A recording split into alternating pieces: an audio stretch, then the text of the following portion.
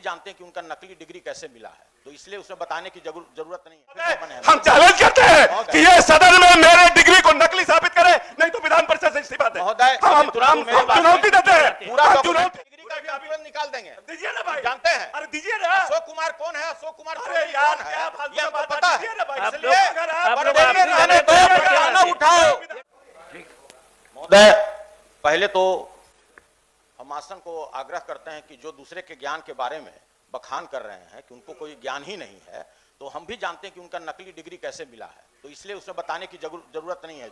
और कैसे वो प्रोफेसर बने हैं। हम चैलेंज करते हैं कि ये सदन में मेरे डिग्री को नकली साबित करे, नहीं तो विधान परिषद से इस्तीफा दे। महोदय, हम चुनौती देते हैं, पूरा चुनौती देते हैं, या तो मेरे डिग्री को नकली साबित करे, और नहीं तो विधान परिषद से इस्तीफा पूरक सवाल है महोदय, हमारा पूरक सवाल ये है। इसको निकाल दीजिए। पहले तो ये मेरे डिग्री को नकली साबित करे, नहीं तो विधान परिषद बंद करे। साबित करें कि सप्लीमेंट्री पूछने वाले को ज्ञान नहीं है, पहले ये साबित करें। सप्लीमेंट्री हमने कहा जो सप्लीमेंट्री पूछने वाले हैं, अभी हम पूरा चिट्ठा पूछ रहे हैं, आपके पूरे डिग्री का भी आवेदन निकाल देंगे। दीजिए ना भाई, जानते हैं अरे दीजिए ना। अशोक कुमार कौन है? अशोक कुमार अरे यार क्या फालतू ये हमको बात पता दीजिए है, ना भाई, इसलिए पर्दे में रहने दो, बयाना उठाओ। ये ठीक नहीं है। राजनीतिक जीवन ये पर्दे में आप रहने को यहाँ पर मत उठाइए, सब निकाल दीजिए। तो सजूर सब निकालिए। मेरा सप्लीमेंट्री सीधा है कि जब आप अभी ये बोल रहे हैं कि लक्ष्य का मैंने 28% मात्र खरीद किया है, तो हम वही जानना चाहते हैं माननीय मंत्री जी से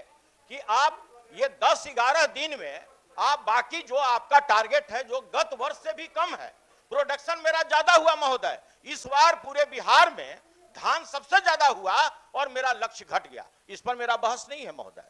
आपने जो टारगेट फिक्स किया 36,85,000 टन, उसमें आप खुद कह रहे हैं कि हम मात्र जो मेरा लक्ष्य है वो 28% हमने अभी तक खरीदा है। तो हम वही सरकार से जानना चाहते हैं कि आप 10-11 दिनों में आप कैसे बाकी धान का खरीद कीजिएगा, यही तो हम जानना चाहते हैं। पहला। दूसरा हजूर, जो एफआरके की बात चला कि हमारा ये दिल्ली से आता है, अब विलायत से आता है, हर एक जिला में एफआरके का प्लांट लगा हुआ है महोदय।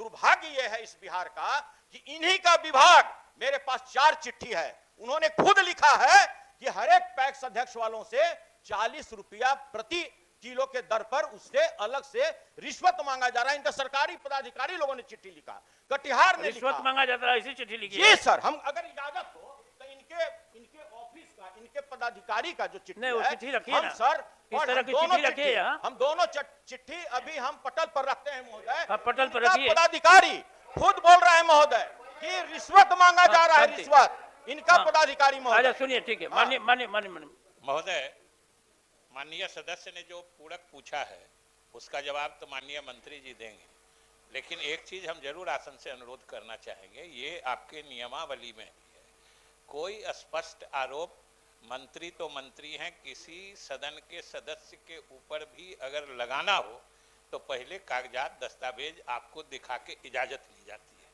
उसके पहले, उसके बिना जो आरोप किसी मंत्री या किसी सदस्य पर चाहे इधर से या चाहे उधर से लगाया जाता है, ये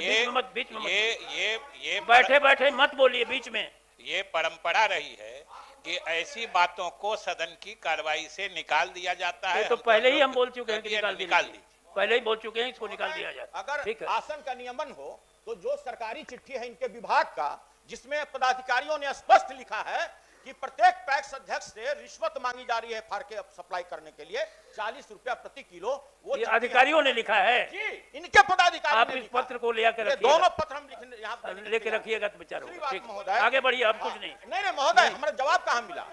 जब अभी तक 28% मात्र आपने टारगेट पूरा किया है, तो ये 10 दिनों में आप कैसे टारगेट पूरा किया? ये पूरे बिहार का मामला है महोदय, पूरे बिहार का मामला है, और ये साधारण मामला नहीं है महोदय, ये साधारण मामला नहीं है महोदय, ये साधारण नहीं है महोदय। सभापति महोदय, एक उत्तर दे देते हैं, इनको अपग्रेड कर देते हैं। हाँ, एक बार जवाब दे दीजिएगा। ये समय वृद्धि 10 दिनों में नहीं टारगेट पूरा होगा, तो समय वृद्धि के लिए सरकार क्या कर रही है? आगे 31 मार्च तक बढ़ाने का विचार है? सर देखिए, ये तो भारत सरकार के साथ माननीय खाद्य आपूर्ति मंत्री ने स्वयं जाके बात किया है और उन्होंने सहमति दी है कि मैं समय बढ़ाऊंगा। अब कितना समय बढ़ता है, क्या बढ़ता है, और टारगेट के लिए भी आश्वासन दिया है कि हम आपके टारगेट को पहले कितना बोलेंगे भाई? आप जवाब देने दीजिए ना सर। आप मंत्री बोल रहे हैं, उसी बीच में खड़ा हो जाते हैं।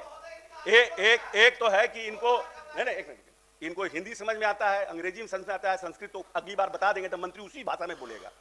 हमने कहा कि हमारे अचीवमेंट जो है वो 73.40% है, ये 28% पर लगे हुए हैं।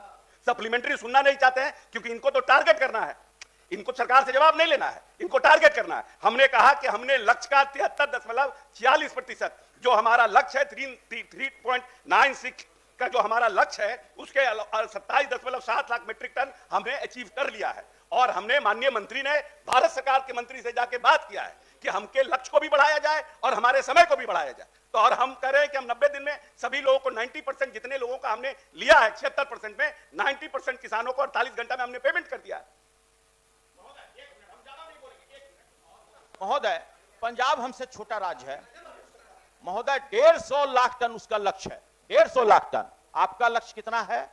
मात्र 36.85 आप अपने स्टेट के बारे में पूछ रहे हैं, वही तो कि बोल रहे पंजाब हैं के बारे में कि पूछिएगा। जब इसको छोटा चलिए राज्य आगे का बढ़िए। लक्ष्य बढ़ सकता है श्रीमती महोदय, सचदेव यादव, अपना क्यों नहीं बढ़ सकता? वही तो हम बात जानना चाह रहे हैं। बैठिए।